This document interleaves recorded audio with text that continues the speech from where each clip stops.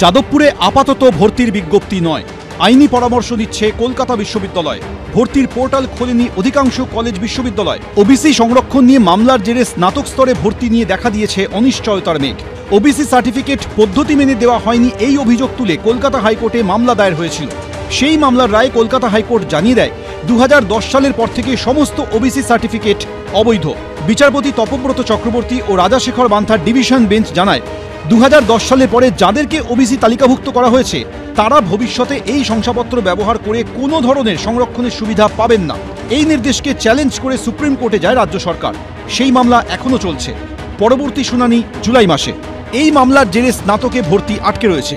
তো আশা করি প্রত্যেকে তোমরা ভিডিওটা দেখলে। তো বর্তমান সিচুয়েশনটা বুঝতে পারছো যে কোন পরিস্থিতিতে বর্তমানে আমাদের পশ্চিমবঙ্গের শিক্ষা ব্যবস্থা রয়েছে, কতটা আর এই নিচে নামবে বাংলার এই মুখ্যমন্ত্রী, পশ্চিমবঙ্গের এই মুখ্যমন্ত্রী আর কতটা নিচে নামবে। শিক্ষা ব্যবস্থাটাকে একদম নাজেহাল অবস্থা করে ছেড়েছে, শিক্ষা ব্যবস্থাকে একদম শেষ করে দিয়েছে পশ্চিমবঙ্গে।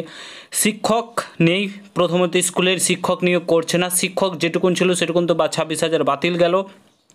শিক্ষা ব্যবস্থা একদমই ভেঙে পড়েছে। তার ওপর শুধুমাত্র ভোট ব্যাংকের জন্য, শুধুমাত্র এই ভোট ব্যাংকের জন্য, ভোট পাওয়ার লোভে একটা শুধুমাত্র কাস্টকে ওবিসির অন্তর্ভুক্ত করার জন্য এত বছর ধরে ভোগান্তি করাচ্ছে মাননীয় মুখ্যমন্ত্রী। 12 লক্ষ ওবিসি বাদ দিয়ে সমস্ত কিছু প্রক্রিয়া চালালে এগুলো হতোই না। আমি তো একটা জিনিস ভেবে পাচ্ছি না যে ওবিসির জন্য কলেজে ভর্তি হতে পারছে না, তো তোমাদের WBP কেপির এক্সাম কিভাবে নেবে, কোথা থেকে নেবে, এটাই ভেবে পাচ্ছি না। ঠিক আছে, কিভাবে হতে পারে এক্সাম? ওবিসির জন্য ভর্তি শুরু করা যাচ্ছে না। 2010 সাল থেকে বাংলায় প্রায় 12 লক্ষ ওবিসি সার্টিফিকেট বাতিলের নির্দেশ দিয়েছিল কলকাতা হাইকোর্ট। ঠিক আছে, রায়কে চ্যালেঞ্জ করে সুপ্রিম কোর্টের দ্বারস্থ হয়েছে রাজ্য সরকার। কোনো কিছুই যদি হয় কলকাতা হাইকোর্টে তখনই সুপ্রিম কোর্টে ছুটে যান, এবং সুপ্রিম কোর্টও কিন্তু সেম কথা বলেছে। জুলাইয়ে রয়েছে শুনানি। সেই আইনের জটিলতায় রাজ্যে 169টি কলেজ ও বিশ্ববিদ্যালয়ের ভর্তির প্রক্রিয়া বন্ধ রয়েছে।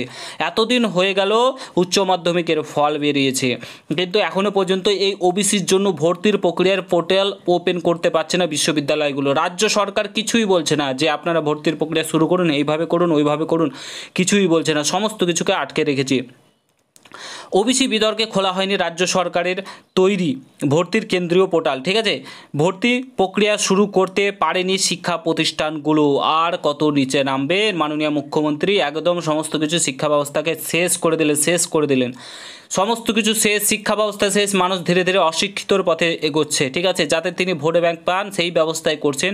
ওবিসি কেসের জট কাটাতে চাইছেন না। 12 লক্ষ ওবিসি বাদ দিয়ে সমস্ত কিছু করা যাবে, বাট সেগুলোকে বাদ দেবে না, কারণ তার ভোট ব্যাংক রয়েছে সেখানে। সেগুলোকে বাদ দিলে তিনি ভোট পাবে না, তার জন্য এগুলোকে আটকে রেখেছে। চাকরির পরীক্ষাগুলোকে আটকে রেখেছে, পুলিশের পরীক্ষাগুলোকে আটকে রেখেছে। আমি তো ভেবে পাচ্ছি না, যেগুলো পুলিশের পরীক্ষা সেপ্টেম্বরে বলা হচ্ছে, কিভাবে এক্সাম হবে। কারণ এখানে তো তোমার ওবিসি কেসের জন্য কলেজের ভর্তি হচ্ছে না, সেখানে এক্সাম কিভাবে নিতে পারে রাজ্য সরকার?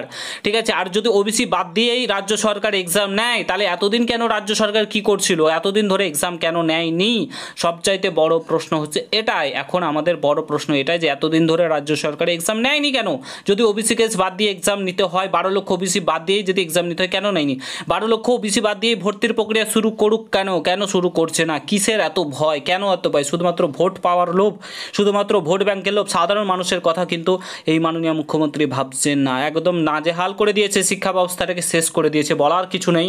তোমাদের মতামত কমেন্ট বক্সে জানাও। ঠিক আছে, তোমাদের মতামত অবশ্যই ভিডিওর কমেন্ট বক্সে জানাও। ভিডিওটা প্রচুর পরিমাণে শেয়ার করো। কলেজের ভর্তির প্রক্রিয়া একদম শেষ, বন্ধ করে দিয়েছে রাজ্য সরকার, কোনো কিছুই বলছে না।